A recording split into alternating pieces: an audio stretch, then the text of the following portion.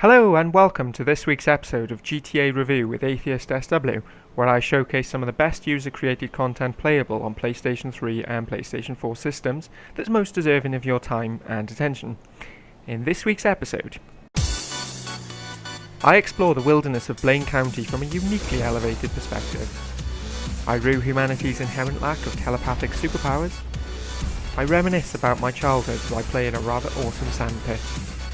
And the long-lost art of kamikaze flying enjoys a 21st century revival.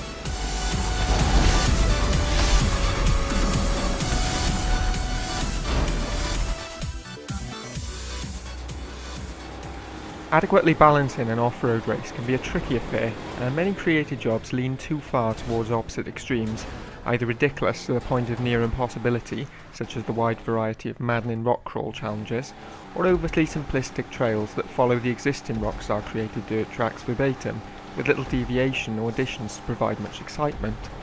However, when the right balance between challenge and ingenuity is discovered, the results can be quite magnificent. Sand King Junkies 2 by Oaks Fresh is one such offering that provides a decent challenge for the more experienced off-road junkie, while still remaining perfectly accessible to everyone else.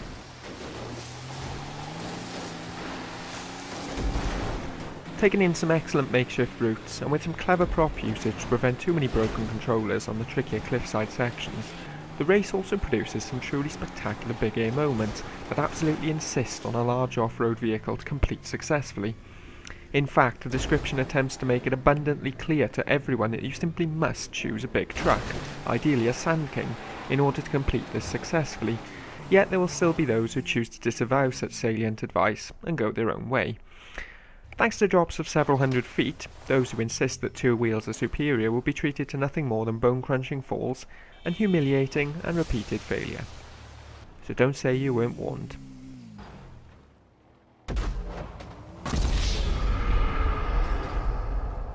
This race encompasses everything I love about the off-road style, from treks through the dense forest, tricky water crossings and jaw-dropping jumps that throw off the natural beauty of your surroundings, all while doing everything possible to make the race as intuitive and accessible to even the most hopeless of off-road enthusiasts.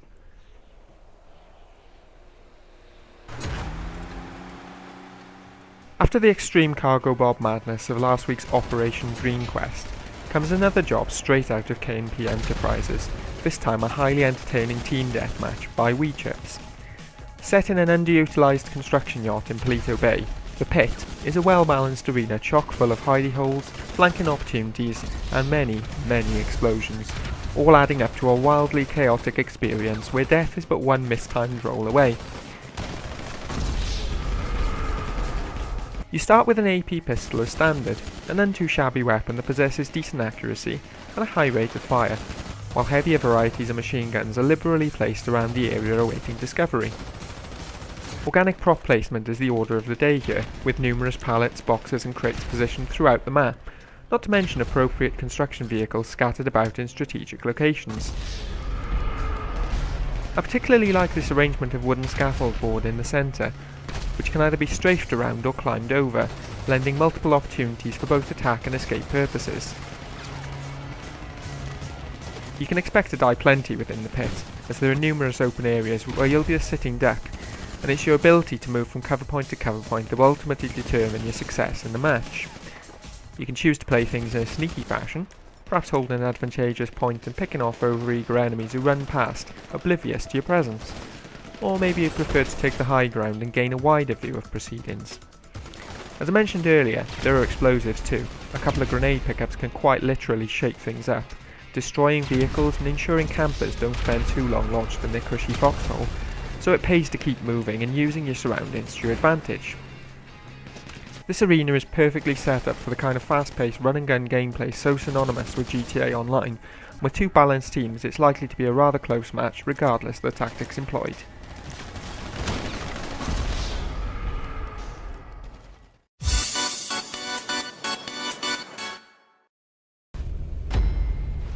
Sometimes the simplest of ideas can become some of the best, and so it proves with X-Men Professor X by GTA content creators commissioner Eric Herzog, crafting a frequently hilarious and action-packed motorcycle race using nothing more than a good location and a few basic props. In fact, such is the simplicity of this race that it could quite easily have been called Turn Left by less creative types, as that, essentially, is what you will end up doing for the entirety of the race's duration. However, fear not, for this is much more involving than the mirror image of a NASCAR oval you're no doubt envisioning right now. For this race's ace up its sleeve is the rather ingenious crisscross of container corridors that you must negotiate on every other turn, a mechanic that transforms this race into one of the most ingeniously ridiculous yet genuinely enjoyable challenges I've ever had the pleasure of experiencing on Grand Theft Auto 5. Each and every race becomes a spectacle of near misses, head-on collisions and random unexpected stunts as you and your equally crazy race opponents negotiate narrowing paths, encounter riderless bikes, doubling as humps, and yearn for the days you possess the Professor's telepathic ability as you fly blind across the intersections, knowing that at any moment you may well get royally pummeled by a rider coming from the other direction.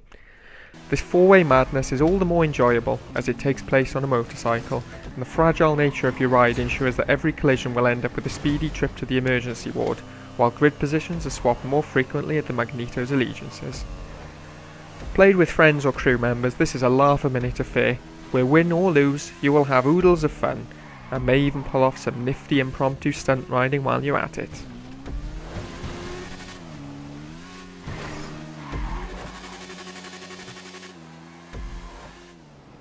There's a great joy to be had in this game piloting an incredibly powerful, deadly, and highly manoeuvrable fighter jet, engaging in heated dogfights high above the skies of Los Santos.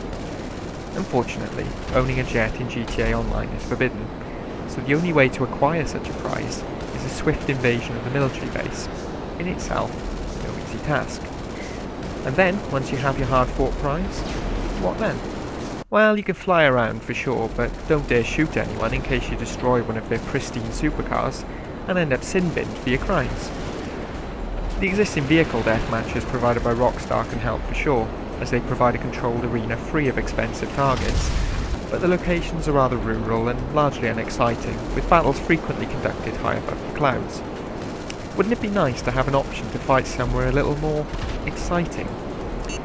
Well, wish no more, because somehow, thanks to a newfangled manipulation of the creator I don't even begin to understand, that day has arrived.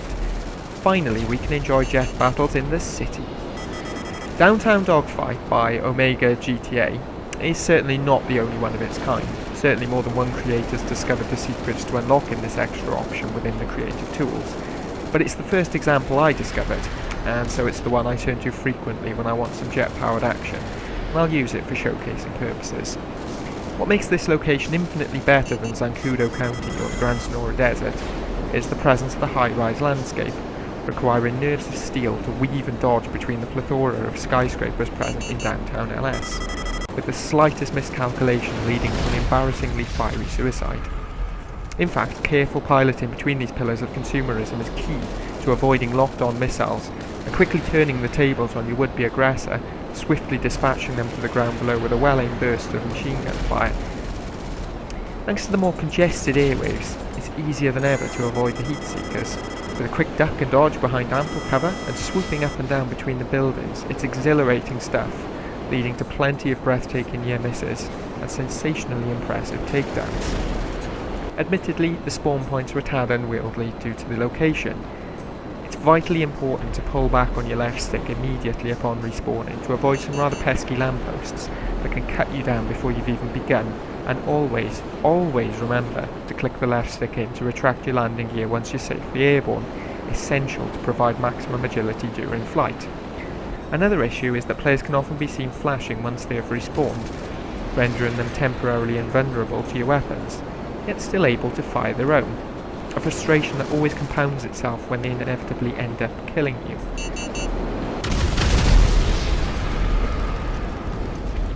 However, these are rather minor gripes that fail to detract from the spectacle at hand, namely a large-scale air battle between the skyscrapers of downtown Los Santos.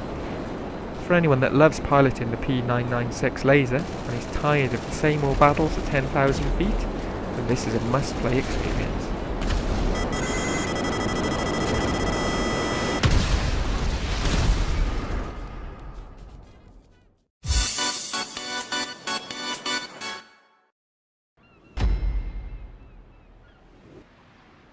Inspired by the incredibly popular Stunters vs Snipers last team standing job that has become something of an online phenomenon, prompting all manner of copycat entries, this variation from Dutch creator Roberto Carlos eschews the tense, drawn-out battles of that mode in favour of a more instantly gratifying and fast-paced gameplay experience.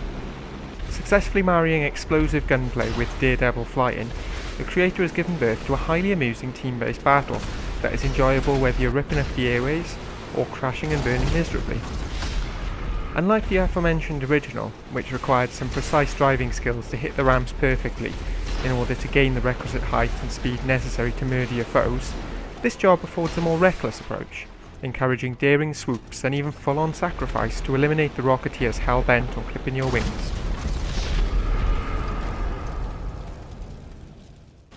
Early stages of each round usually consist of an aerial bombardment straight out of the Battle of Britain, with little Far Eastern mentality developing as unfortunate rocket men find themselves blown to smithereens, usually as the result of a fearless kamikaze pilot.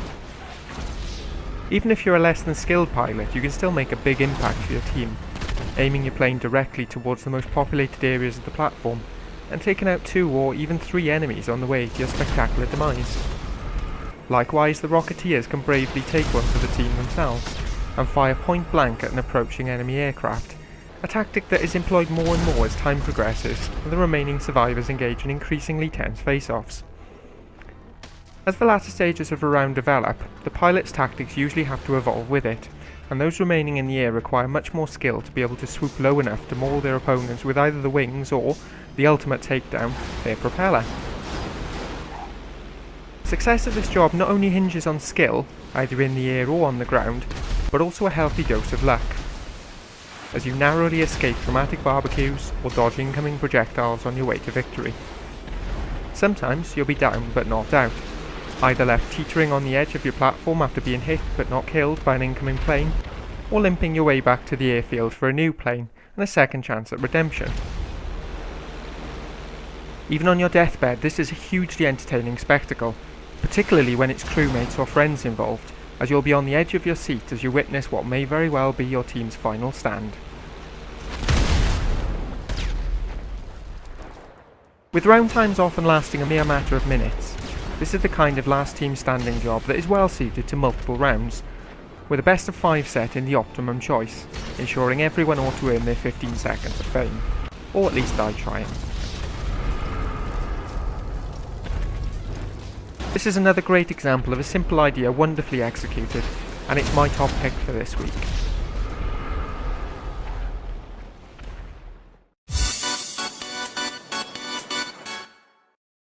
So that is just about all we have time for today. You can find the social club links to all of today's featured jobs in the section below.